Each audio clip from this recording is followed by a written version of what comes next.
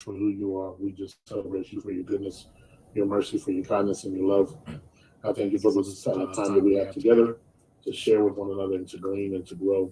Thank you for Let's Talk Gospel. And we just pray your blessings on us and this conversation on tonight. In Jesus' name we pray. We love you. Amen. Amen. It's on you, Mr. Harris. You all are on Facebook Live. Okay, I'm going over there now. It's on you, Mr. Harris. Yeah, you said it's on me. Okay. Yeah, What do you want me to do? Direct the choir, sing a song, sing a hymn? If you think it's gonna make all us rich, sing your heart out. I don't think it's going to make. It's gonna make us some money, Mr. Harris. Sing your heart out. Listen, I don't think it's going to make us any money. But and then again, you got to be careful with the song that you sing, or the piece of the song, the sample of the song, or whatever. You know, the last time we were together, I guess it's been a couple of weeks now, right? Yes, sir. I know Sean Bigsby has been traveling across the airways. He's been all over the place.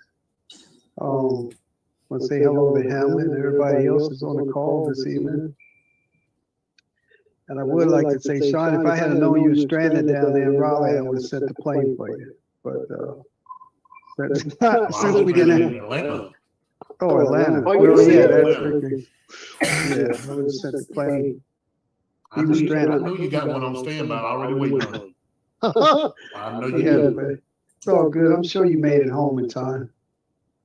Oh, definitely. Absolutely. Probably right after you did that post, they probably said, okay, we ready to board.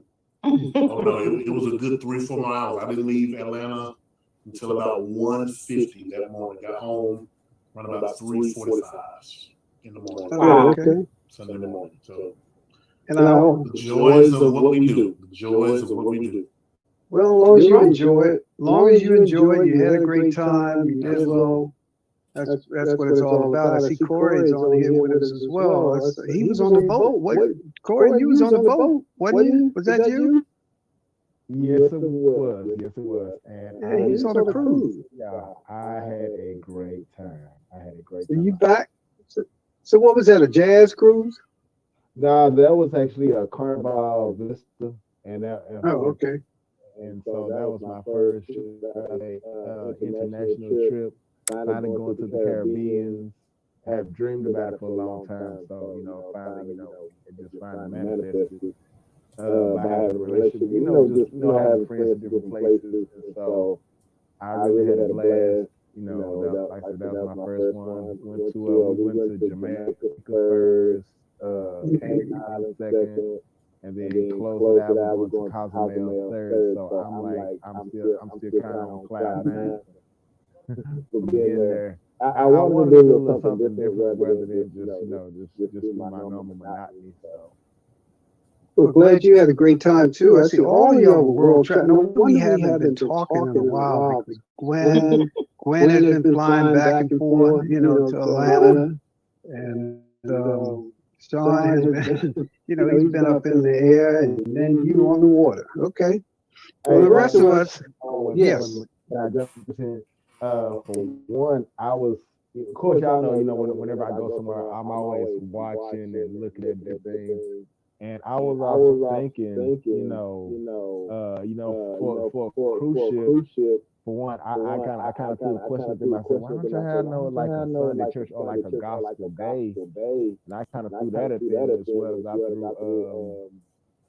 threw a lot of those acts on there don't know about the damn show. So I had a whole lot I was thinking, and then I kind of I was able to throw my ideas at them, and then try to see what I could bounce off of them, because I think gospel needs to be more vocal in those other ships, those other cruise line arenas, because of course it's a lot to do. But there's gospel is not as vocal as I thought it could be. Okay. In those venues, avenues. So I just kind of want to throw that out there. See what everybody thinks about that. Okay. And once again, let me say welcome to all of the other guests that we have on as well. I see we have quite a few. Yes. Yes, so we have Toy Lee, Glow, Deborah, Stacy, Charles, Renee. You got a full house tonight. Got a great crowd tonight. So that means we have to talk about some substance. Well, we talk about substance all the time. And maybe we gotta go where we were a couple of weeks ago, Sean. Because right after we were talking about publishers and how important it is for artists to have, if they're self-published, to either learn how to do it themselves, do it correctly, or to hire a professional. So maybe you would prefer to hire, if you're busy, touring out, doing events and stuff like that, then maybe you have to hire somebody or hire a service that can take care of that publishing for you. Because right after that, while y'all were all out doing your thing and doing your performances and having a great time, I'm sure. This week, new music came out this week. Wow. And all you know what has broken loose. Because there are two very prominent artists who are crying foul. All right, so if anybody's on here from the Beehive or B, whatever you call it or whatever, don't come at me. Go after the news, because I only talk about what they are talking about and so forth. So all of this stuff is allegedly. So let's throw that claimer out there. Because we do have our attorney representatives on tonight as well. But anyway, Beyonce put out new music. Of course, you know it went straight to the top. And you got a couple of artists who were sampled or have music involved with her project. It's like, hey, I didn't know the song was up there, or they didn't get my permission, or I didn't know this. And then right after that, yesterday, I was watching the local news, and they did an interview with Shaka Khan. And when she made a statement, she made one statement. And if you Google Shaka Khan through the fire, everybody picked it up. Because once TMZ picks it up, you got Billboard. I mean, she's everywhere right now, all because of this one interview, and it referenced the interview that they did on Fox 5 in Washington, D.C. So you say, hey, Mr. Harris, what was the issue? Well, Shaka Khan is mad because Kanye West, she did a performance with Kanye West. I went back and did the research and pulled up on YouTube when we did the Google search. She actually did, I think it was the VMA Awards or some type of awards or whatever. She was on the stage with Kanye West. Actually, she started off singing her song. She has this fabulous hit called Through the Fire. So Kanye West, after she started the song off, he came out, did his thing, and they joined together. So it was all kumbaya. Kind of find out when I was listening to part of the interview, another interview that she did, they wanted to know how did she get connected with Kanye West. She said, well, her son was friends with him. And her son suggested that she allow him to sample a song or whatever. I don't think she could allow him to sample a song, because I went back and did the research on that too. So the point I'm trying to make here, she had the interview on the news, and she made the statement. She said, I don't even want to hear from him. Why? Because when Kanye West sampled the song, he sped the song up 4 times, her voice on the record, which made her sound like a chipmunk. Now, when you get a mechanical license, I know Sean was talking about this, we asked Sean to explain it and so forth, because you could get the straight mechanical license if the song has not been recorded. So you just get a regular mechanical license and do your thing, right? But if you get a compulsory mechanical license from somebody that has a recorded song already,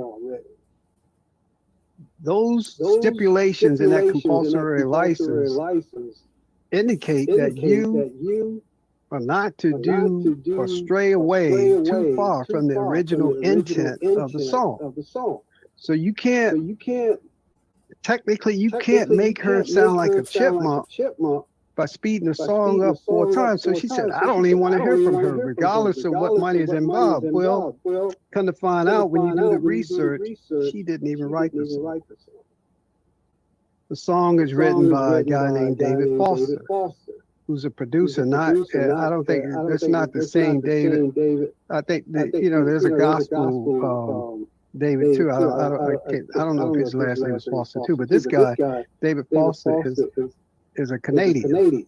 So he wrote the song, and he's a Canadian and a producer, and he wrote the song with 2 other persons. So technically, with publishing, and if and I'm sure Mr. Foster, who's worth quite a bit of money these days, has a publishing company.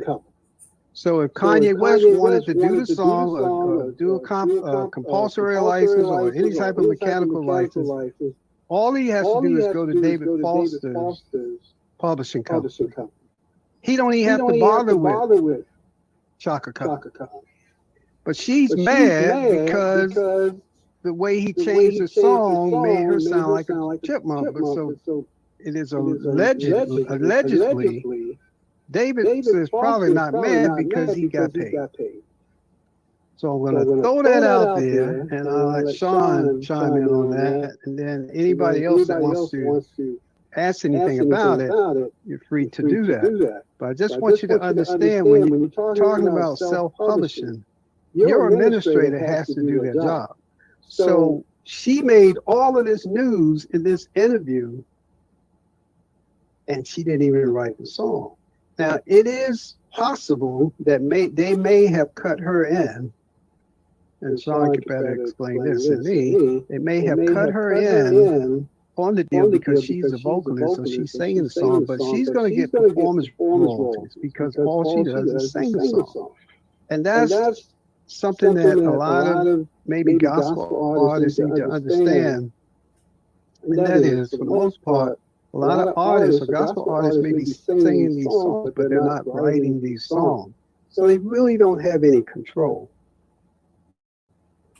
Now, because it's a sample with her voice, there may be something else there versus him giving her a mechanical to do the song. Now, I've seen a contract where a songwriter, a record company wanted to have a contract between the songwriter in order to do this song. And in the contract, they stipulated that the artist would be able to record and do the song any way that they want to do it, or use their voice, use their likeness, or whatever. They can stipulate that in the agreement. And if they maybe, I don't know if she act like she didn't sign off on it, so I don't know. So I'm gonna turn it over to I started to say Kanye West. I'm gonna turn it over to Sean though.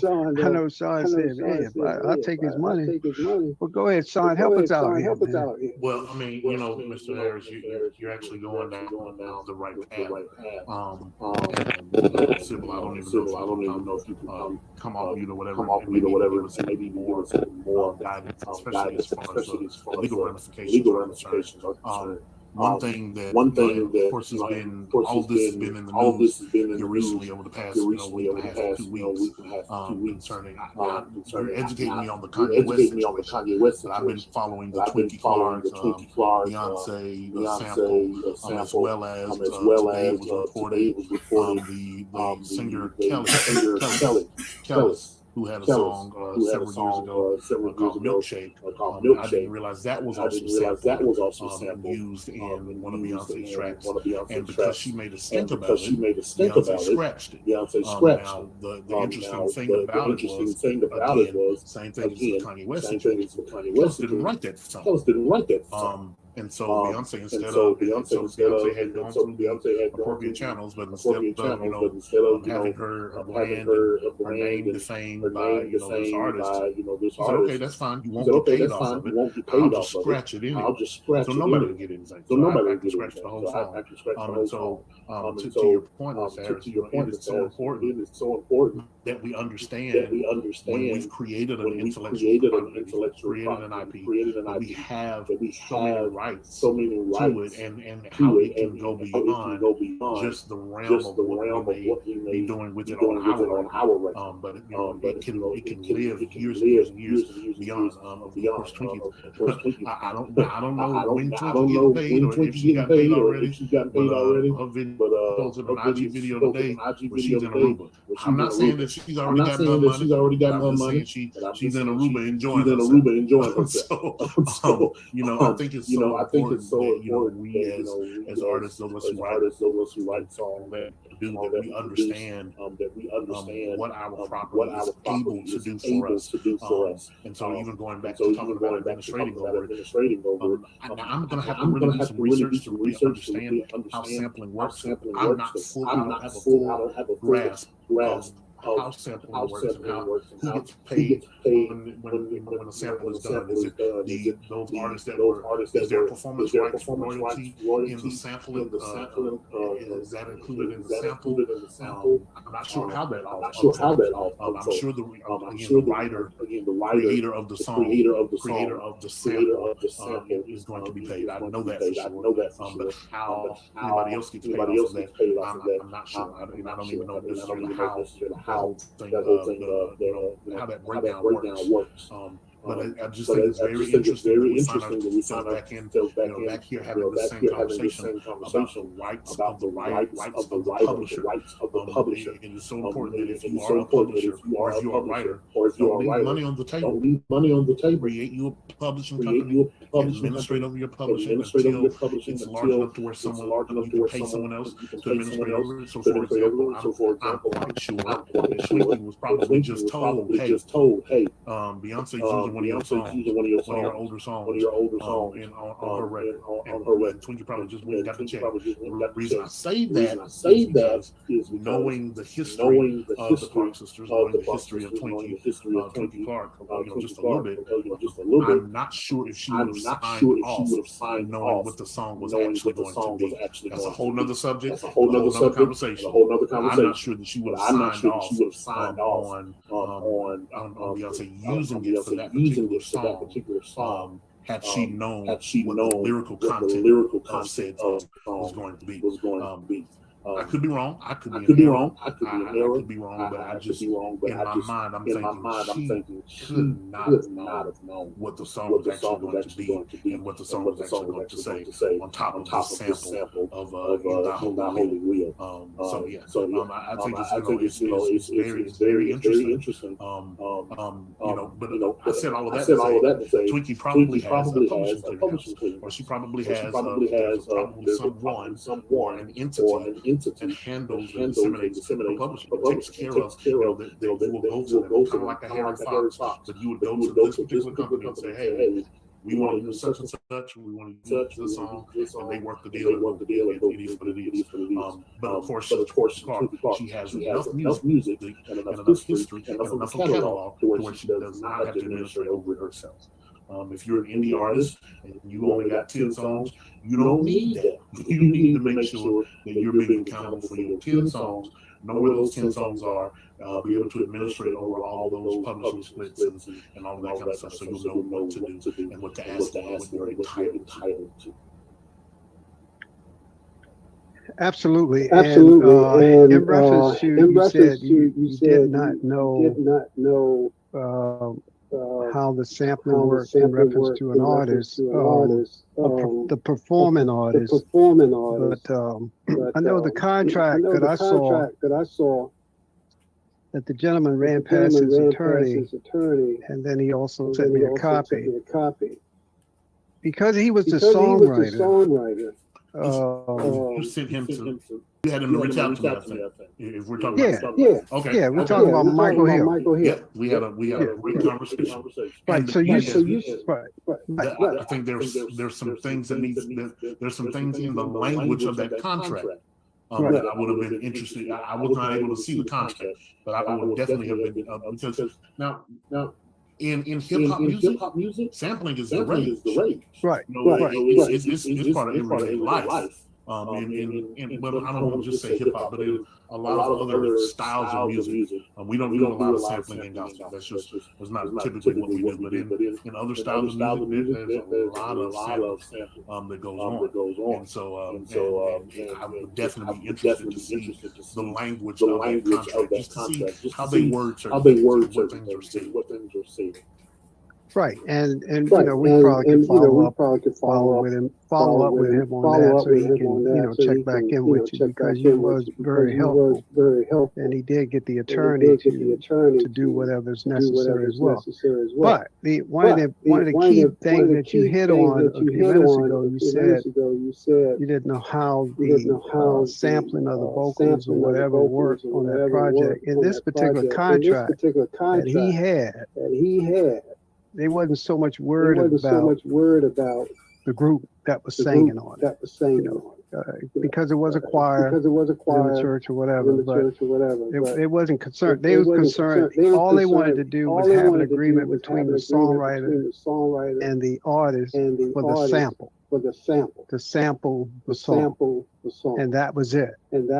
So now, on the performance side, of course, if your voice or your likeness appears on somebody's record, you will have to be put down on the record, notated that you are performing, like with Sound Exchange and all of these other places, that requires you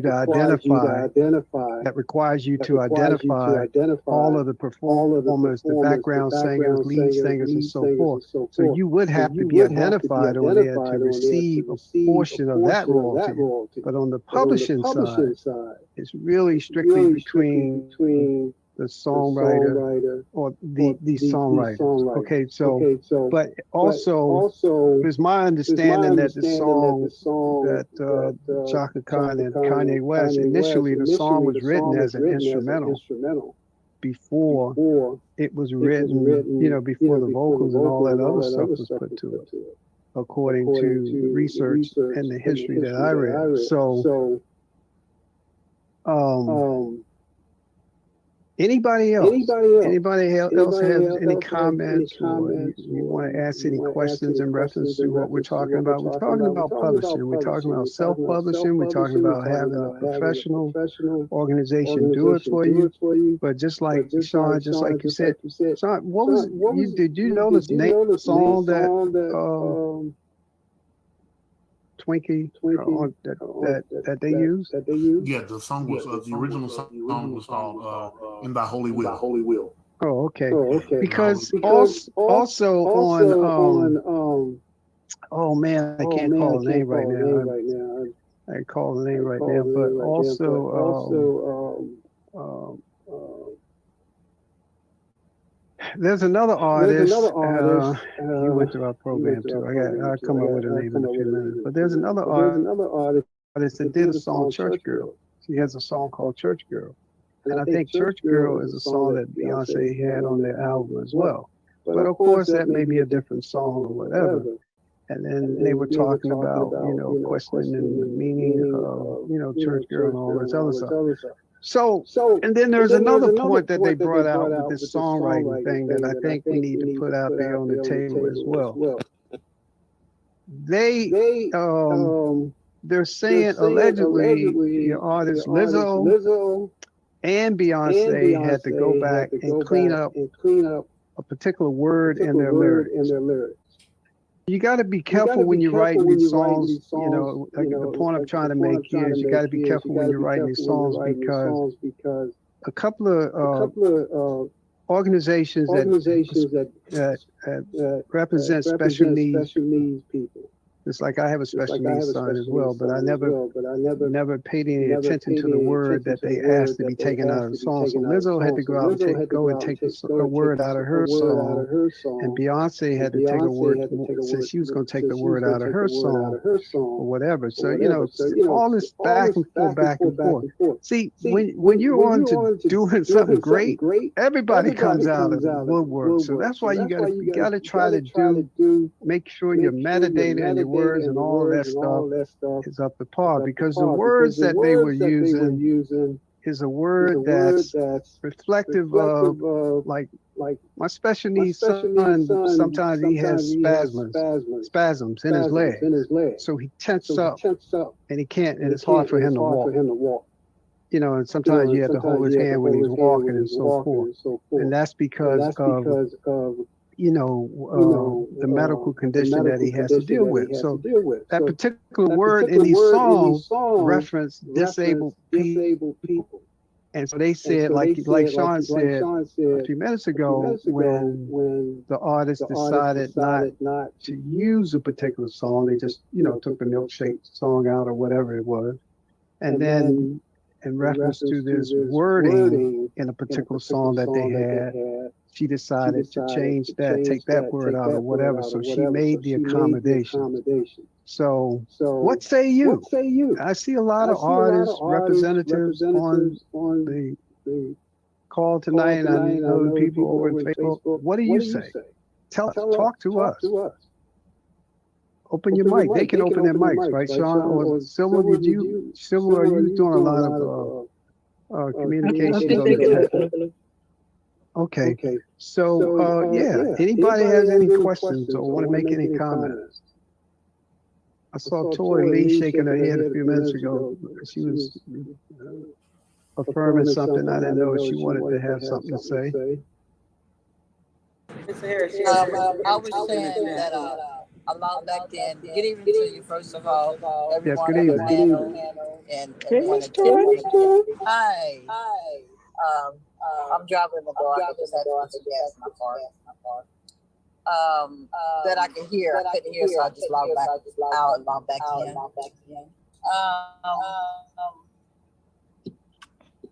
And just listening, because I don't have any knowledge about the publishing part. I was trying to read the article about Kanye and Chaka Khan. And using part of her song. Is that correct? Yeah, he sampled part of the song through the fire, or I think his song was through the wire, or whatever he did.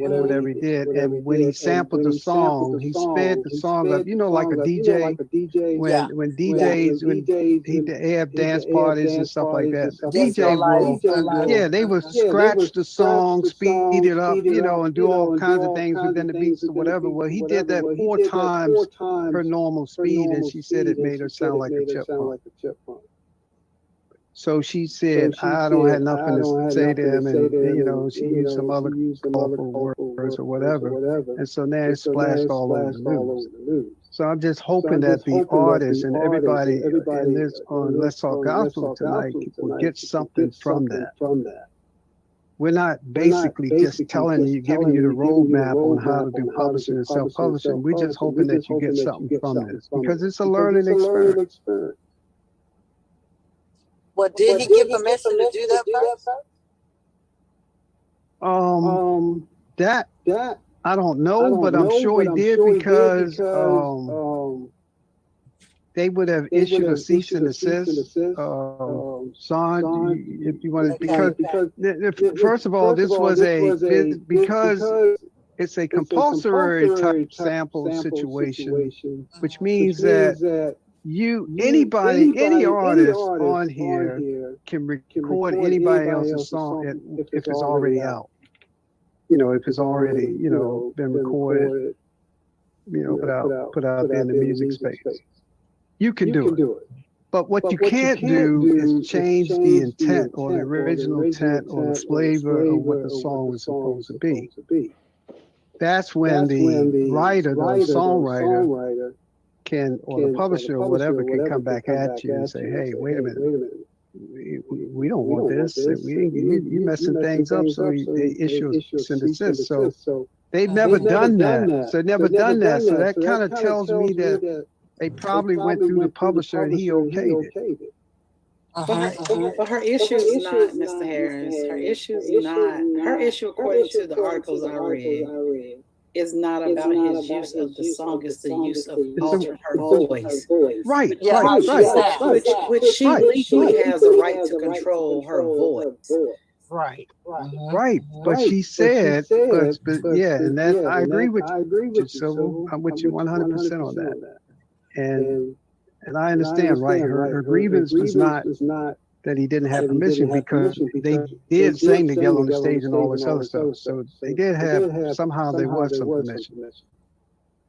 What I'm saying is, she said, and if you watch the video or the interview, yeah, she had the issue, but she don't want to have nothing to say about it. She don't want to talk to him about it. She don't want to do anything about it. Nothing. She's an icon. She's offended. I can honor that. She's an icon of our culture. And he made her sound like a clown.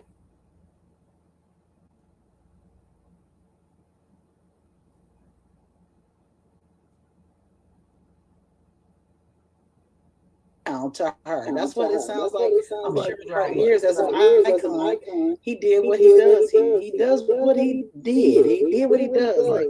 But the links that I put up for you all was from copyright.gov. The last link was from sampling, interpolations, beat source, and more. It's from copyright.gov, and it's an introduction for musicians using pre-existing music. And if you scroll down, somewhere, I guess, if you're gonna deal with the sampling piece, I think it starts on page 3. It goes from sampling to mashups and remixes, and it basically reads and explains that the copyright owner has exclusive rights, unless the use is authorized or qualifies for some type of exception. And we know, like the fair use to educational purposes. Right. And it bottom line says, ultimately, if there's a change, and I'm reading this, if you need legal advice, you should call your attorney. It basically says to change or to alter it, as you've stated multiple times, from how it was originally intended to be disseminated. You have to have permission to do that. Right.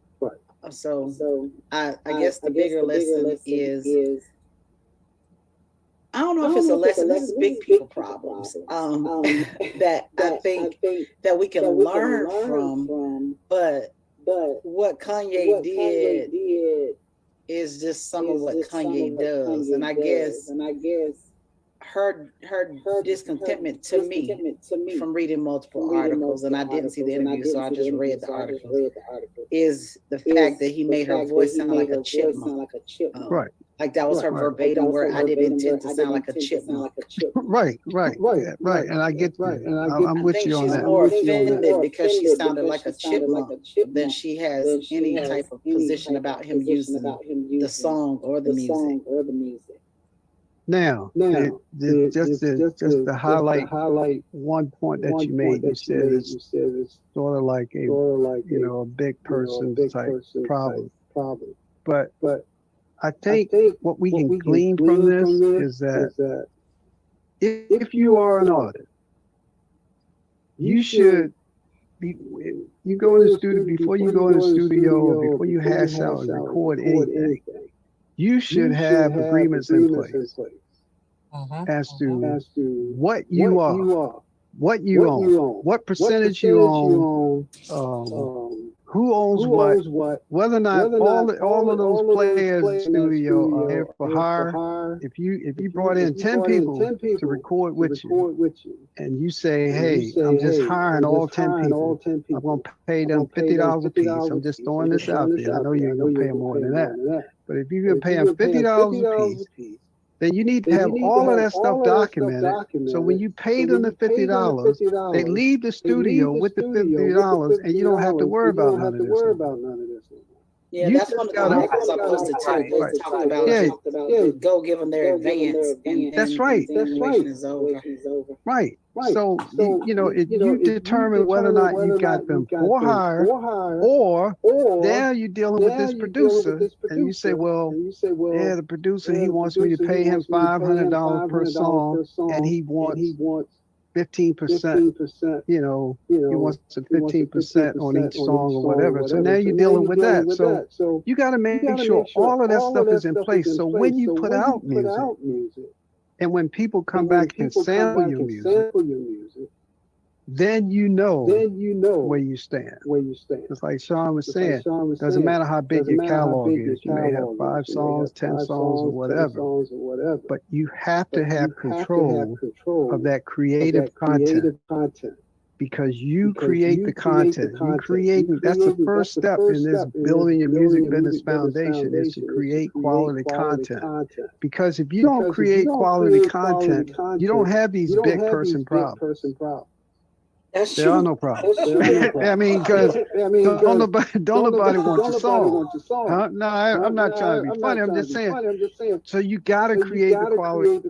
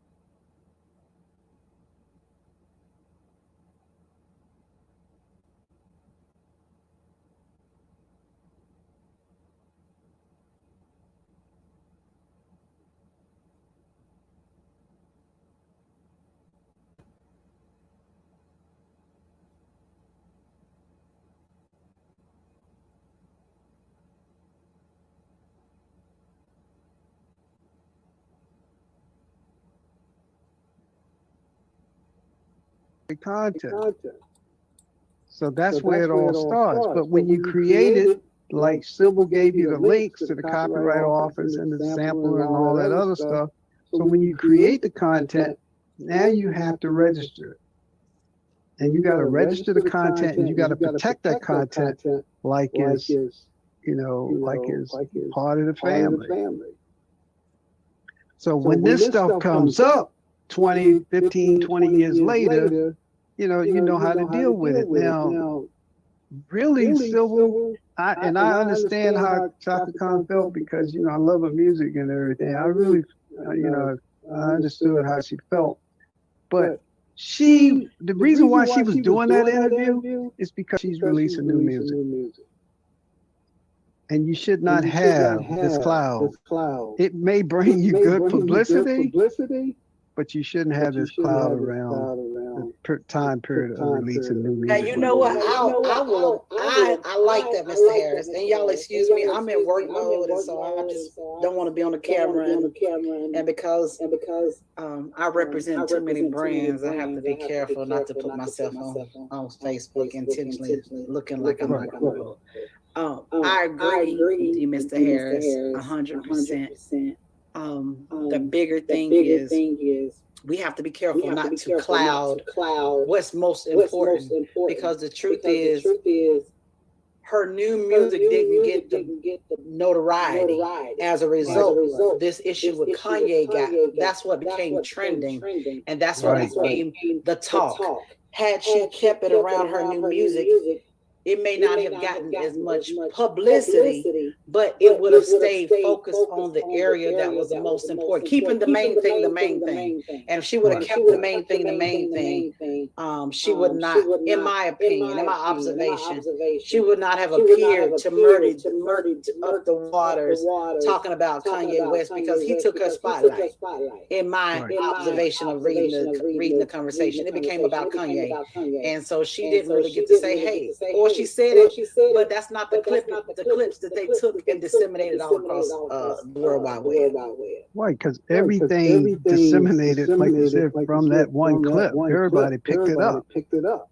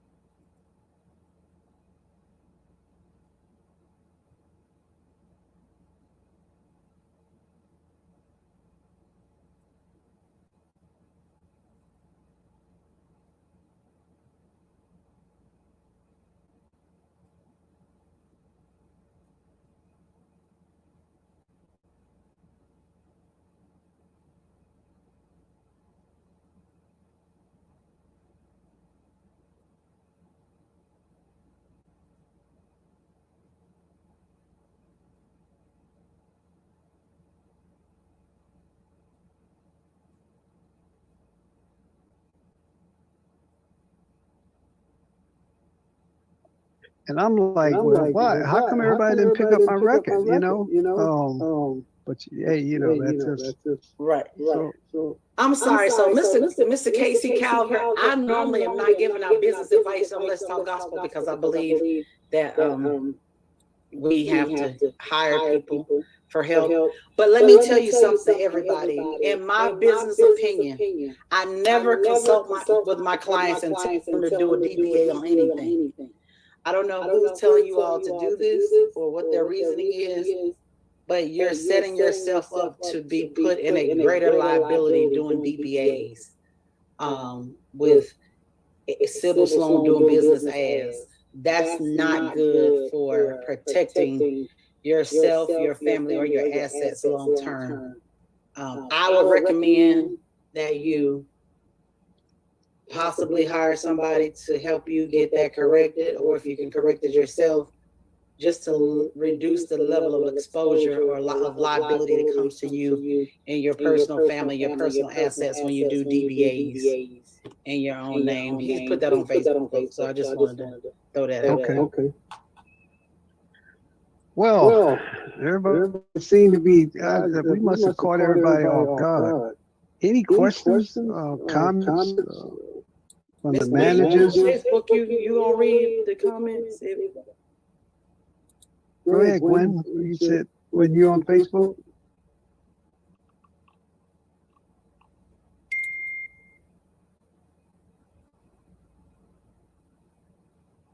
Miss Gwen, you're not talking. She's muted. She muted herself. Yeah. I'm sorry. I did. Miss Gwen. Sybil read KC's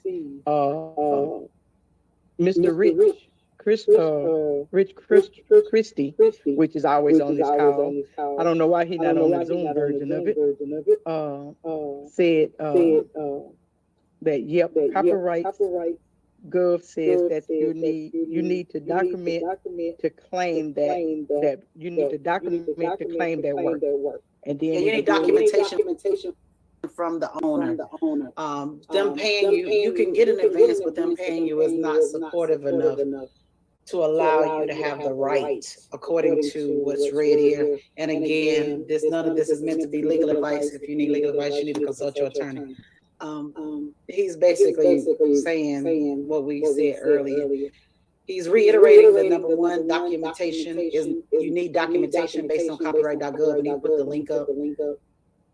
And getting paid is not enough. Just paying them is not enough to say it. So you basically will need to memorialize it, you all. That's what the documentation means. Memorialize what you said.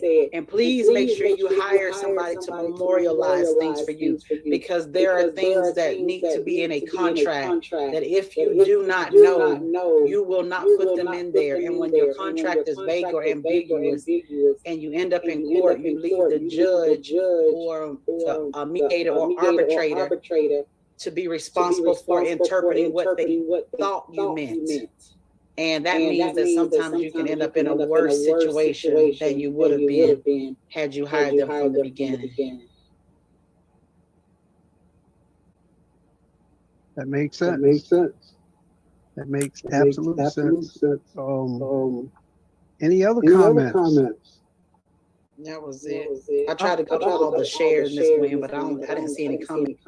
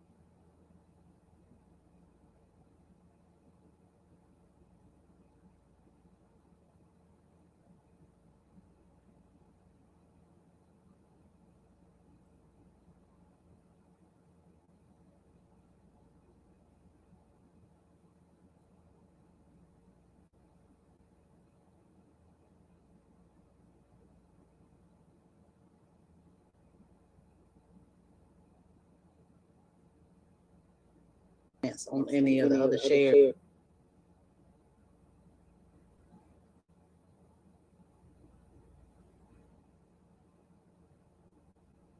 Miss Glow's on here. Miss Glow, big shout out to Miss Glow. Miss Glow did a big push for Let's Talk Gospel today. I have to shout out to Miss Glow all the time, because even at GMWA, even in the seminar portion of the showcases, she made it very, every opportunity she got, she talked about the things that we talked about right here on Let's Talk Gospel. That's where you see a couple of the new people that's on. She encouraged them to be on, and I actually sent out a good 50 to 55 invitations, and I'll try to do that every Monday and Tuesday going forth. Because like I say, we met so many new artists this past week. And it's amazing that, like I say,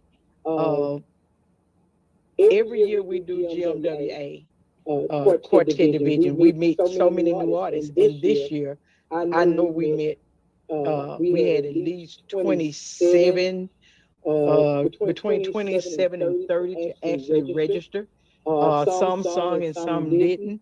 But at the end of the day, it's just the idea that every chance Miss Glow got to go before the people, she made it very clear. Y'all need to come to Let's Talk Gospel. So I'm with you still on that. Big shout out to Miss Glow. And Miss Glow, just because you looked out for Let's Talk Gospel, any consult you need to give with me, I will actually give you a 30-minute consult for free, just because you looked out for Let's Talk Gospel.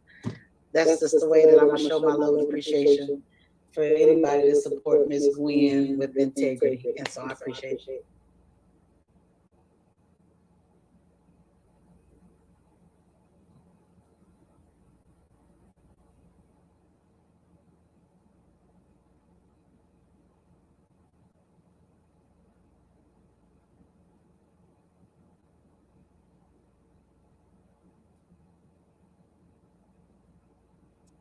Hey, you got 30 days to use it. It expires on August the 31st. Wow, thank you, Miss Silver. I appreciate you. I just want us to work together to get the word out about whatever is going on.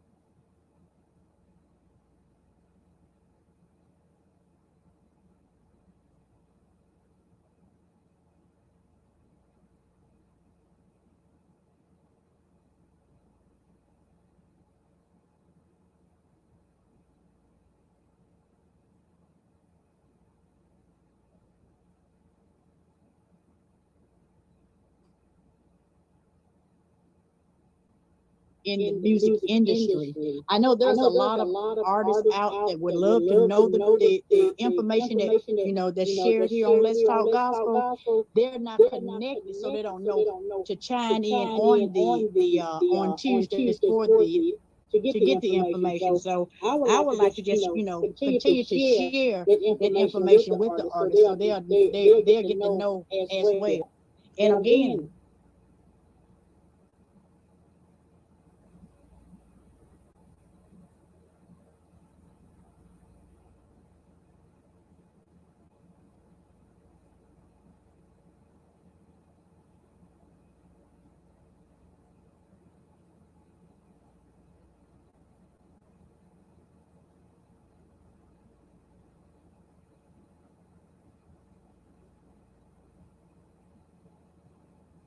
thank you. And I don't do it for kudos or claps or anything. I just love hearing people. That's great. Well, we clap for people who support us. That's what we do. We clap for people. That's great. That's good stuff. And just to also make a note, sometimes you never know who's watching, who's listening, and so forth. And I will, shout them out. I know that ever since we started talking about having a pro publisher like on CD Baby and some of these others, CD Baby has been running all kinds of ads on Facebook. I mean, they've been all in the video feed and everything. We can do this. We can do that. Yeah, it's almost like they're like, hey, what are they talking about us today? Okay, we're gonna counter that with running some advertising.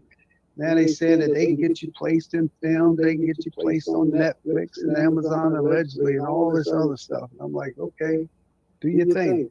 Now, if they come on here and listen, we would invite them to come on and be a speaker, talk to us, let us know what their thoughts are on their pro publishing side. But I will tell you this, we are in an environment where people, especially large music companies, are buying up catalogs left and right. So if you don't have your catalog together on the basic end, it's gonna. I mean, if they do come at you and say, "Hey, we would like to purchase your catalog," and then all of a sudden they start going through the catalog and they run into a snag and say, "Hey, wait a minute! I thought you said you own this. You got 5 other owners over here. How do we clear this up? We got to get out of this deal because we don't have time to clean all this up. All we want to do is buy the catalog." So. And then I saw some other stuff on social media, and I sent the gentleman a friend's request because I wanted to invite him to come over to Let's Talk Gospel as well. Because I saw a post, I was attached to a post where they were questioning how many, and Glow, I don't know if you saw that, so Gwen, I know you guys, Stacy, I know you guys, you follow Quartet, day in and day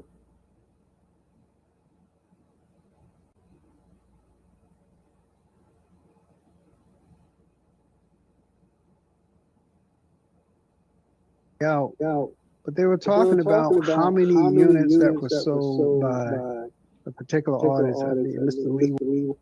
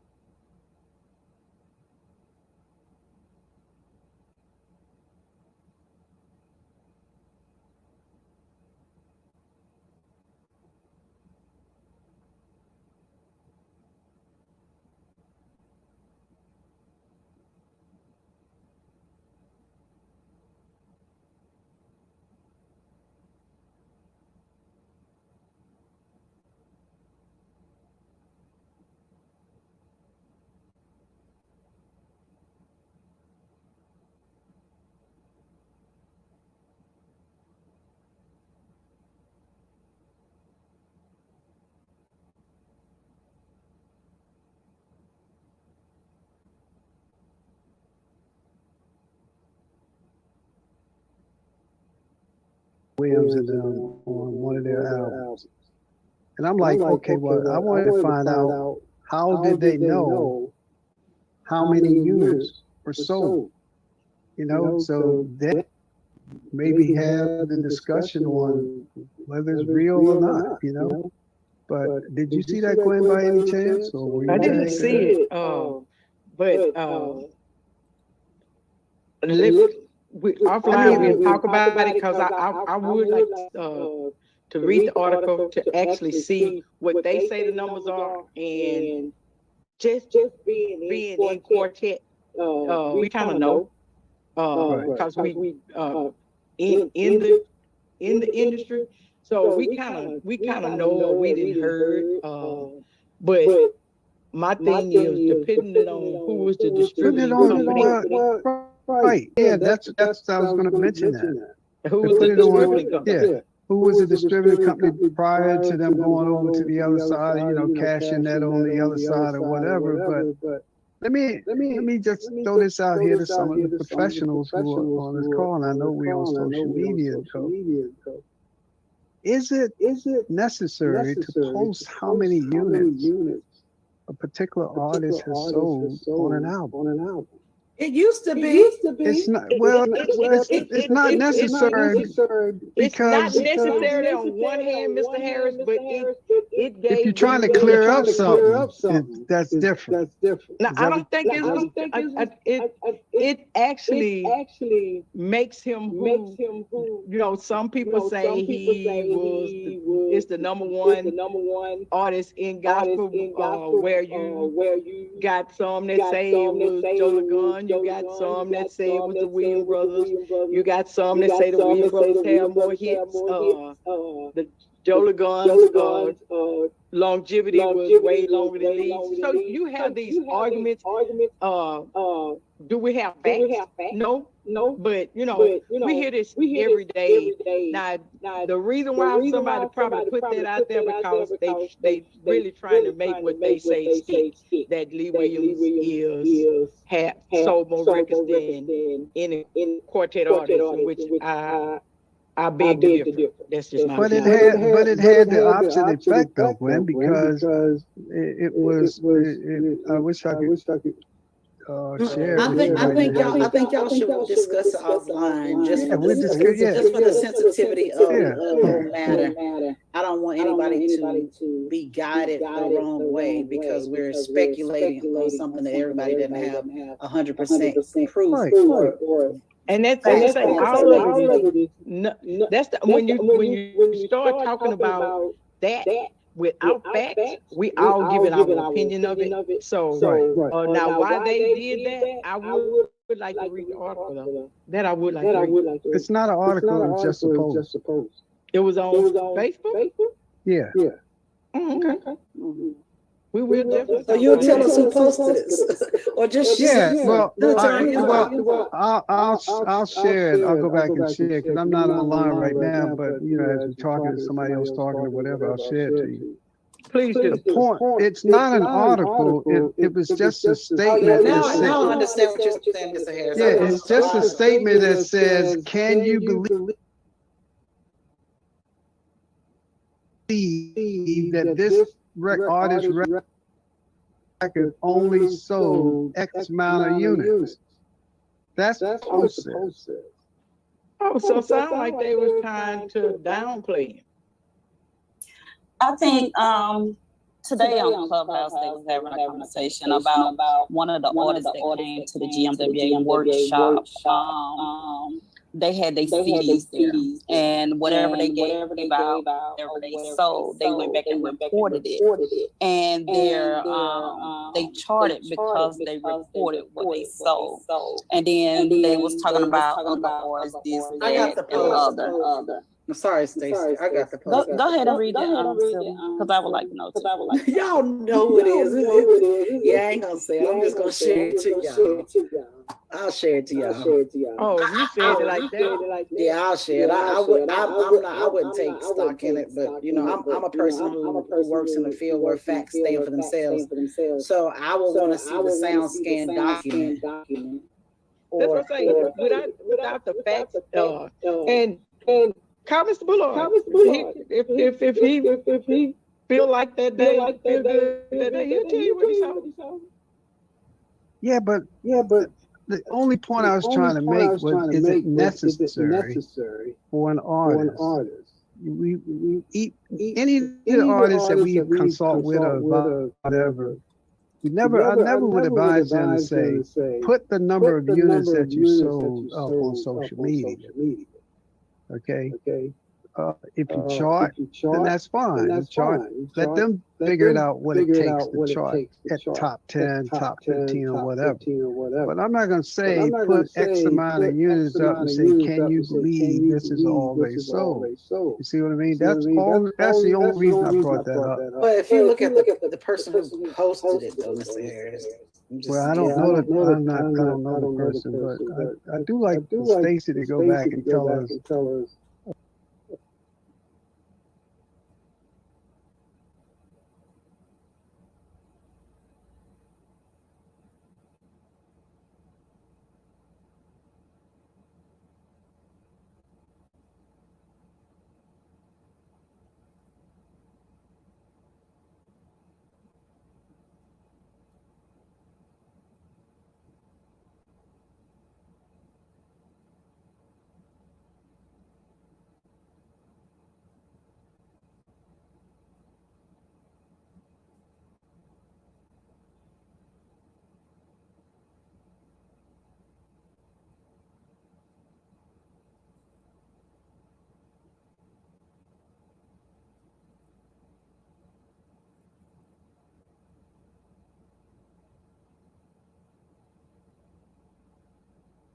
About the charting from the GMWA though.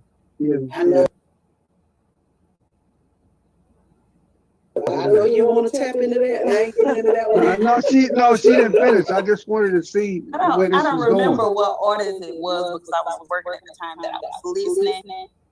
This supposedly had sold their CDs at the GMWA workshop all week long or gave them out. And then they went back and reported what they gave out. And by them doing that, it made them chart this week. And then they got into conversation about other artists and what they done and what they hadn't done or whatever.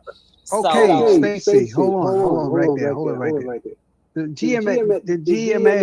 GMWA ended this past week, right?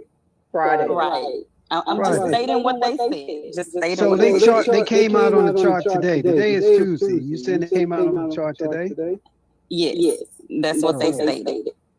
Okay. So who it is, I don't know. I was working at the time, so I was just ear hustling, but not, I was in and out. Well, that was good then. If they came out on the Billboard, they charted on Billboard today. Right. Yeah, problematic album, Mr. Harris. Let's deal with the facts associated with that. You're supposed to be reporting what you sold.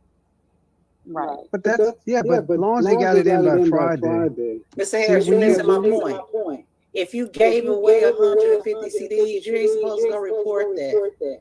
Oh, but is that what you said? They probably bought their own CDs and reported. Okay. That's why I needed clarification. That's why I needed clarification. Now look, hey, I'm just saying that's why I needed clarification. Okay. I got you. I missed that part. That's why I said let's go back. So in other words, they were at the GMWA all week and just say that they went to the announcer's room and they gave away 25 CDs. They stated it as they sold those CDs compared to just giving them to announcers. Is that what you're saying, Stacey? Okay, correct. For everybody who's listening to us, you cannot give out your CDs and count them as units that you moved. You cannot do that. And that's why the system is shifted to the consumption. That's why Mr. Harris, that's why all this stuff changes. Because we will take a system and break it. Y'all, you might have moved in one area, but you won't get anything on a consumption chart because they probably have had no movement in streams. Now, right. Radio either. Right, so that's why they call the music that is dynamic because it's constantly changing. But at the same time,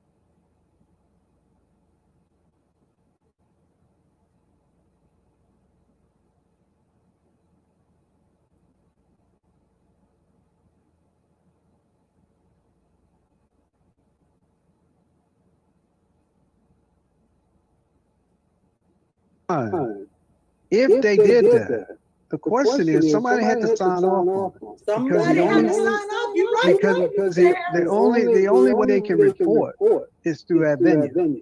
But listen, nobody really has to sign up and say, "Harris, now, okay, y'all." I'm They just do, saying. because they made it hard. No, here.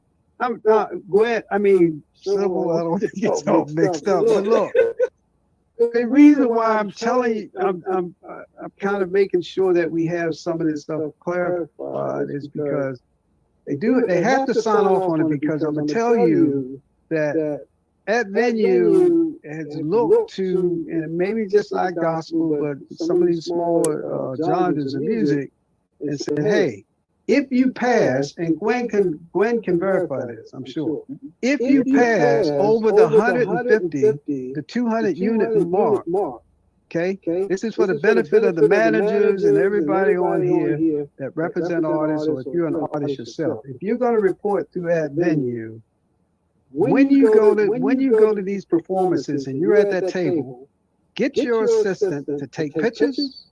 You have to People have buying pictures of people buying the CD, pictures of you signing the CDs, pictures of the crowd at large, because there is a faction on the other side of that reporting, which is Nielsen or whatever name they go by right now, that when they get the numbers from that venue, they will come back and say, we need pictures. We need to see how many people was at the venue, and we want to see you in action actually selling the CD. And then we also want the signature. So yes, you could get yourself caught up in a bind, but, and I know Sybil made the comment about the legality of it, but here's the thing. If they do get you caught up and you can't explain it, or you do it in the wrong way, they can ban you from reporting the sound scan for life. Well, I'm saying that trying to, I'm not trying to say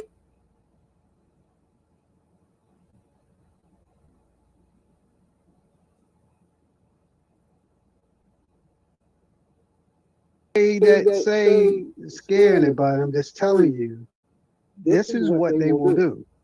Because go ahead, Gwen.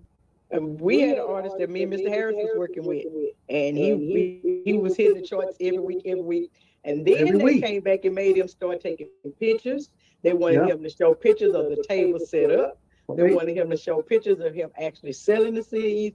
Every week they start adding something to it, because he was selling so many CDs that they wanted proof that he was selling these CDs.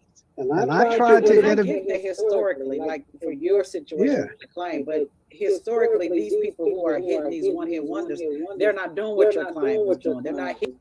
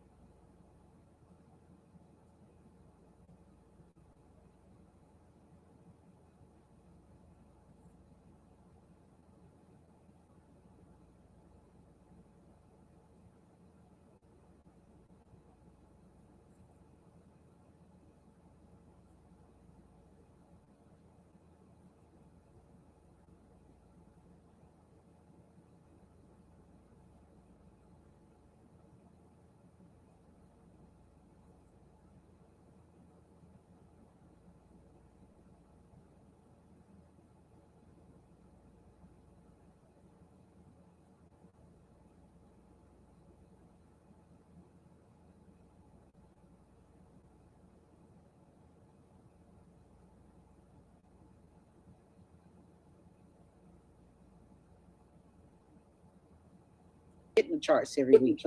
They're doing but when you pass over a certain threshold, though, Sybil, because I went and tried to run interference for them Gwen knows. I got in contact with the person that was requesting all of this.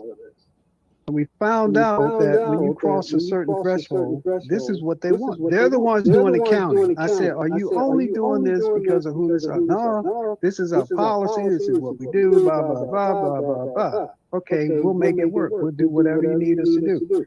Once the artists start doing that, it didn't matter how many they sold. They were in good standing.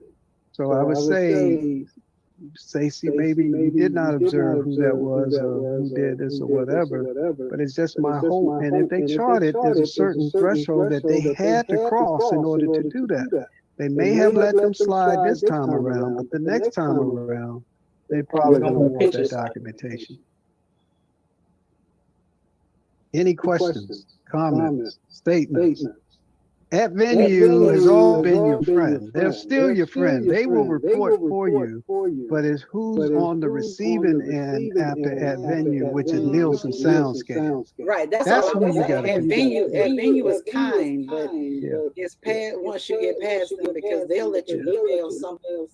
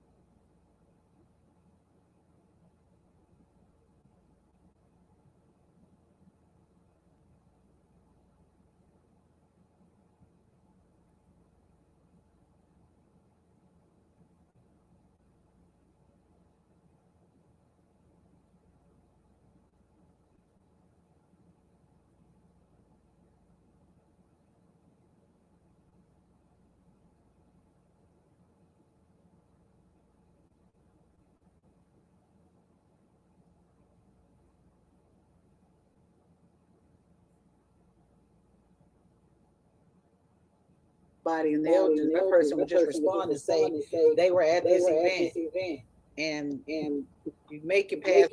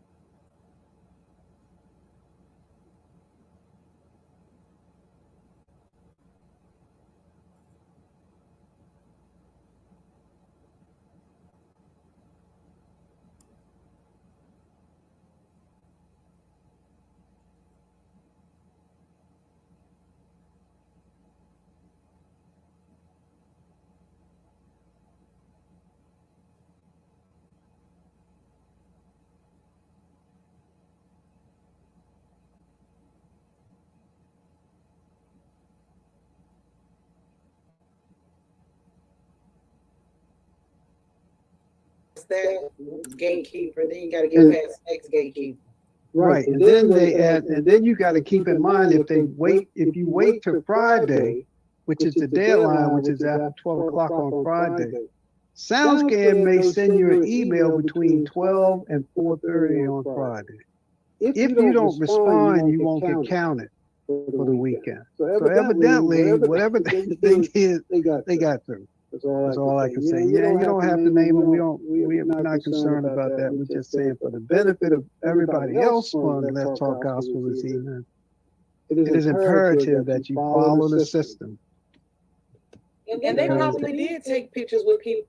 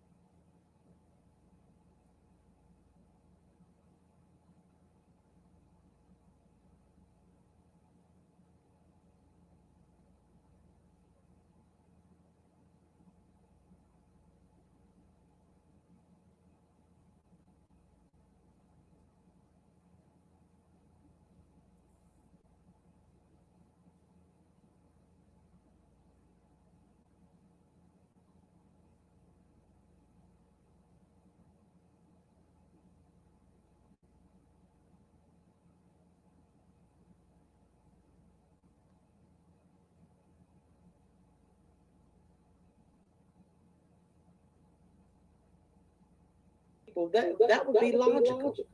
That they probably did take pictures with people because it's promotional. You can say, you can give somebody a CD and say, hey, they're gonna bump my song. Thank you for your support. Yeah, but they kind of wanted you, from what he was telling me, from what the person that was in charge of the county was telling me, was that, hey, you should have somebody take pictures of you at the table, signing the CDs, unwrapping the CDs, or whatever, throwing them in the air, whatever. Just the activity of you selling in the crowd, you're proud of, because if you're going to report, 300-400 units or whatever, we want to see who's buying. That's all.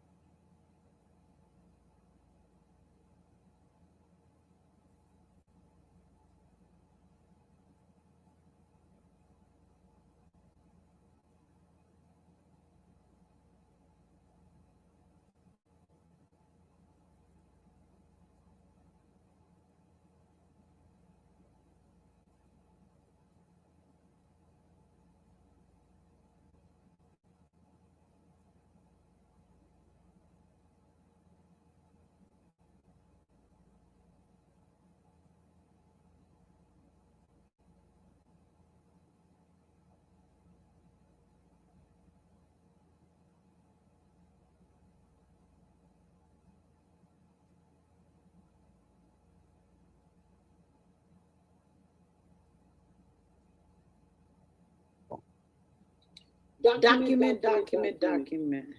Any other questions? I know we're about ready to come to a close, but are there any other questions? It looks like we got everybody shocked. Some people, all I see is some people is the pictures, and they like looking at me and like, hey, what is he saying? Mr. Harris, Yes. should artists want more sales through streaming, or should they want their music to stream more than selling actual product, or should they want to do it all the way around? No, you want to do it all the way. You want to do it in a balance because you want to be a part of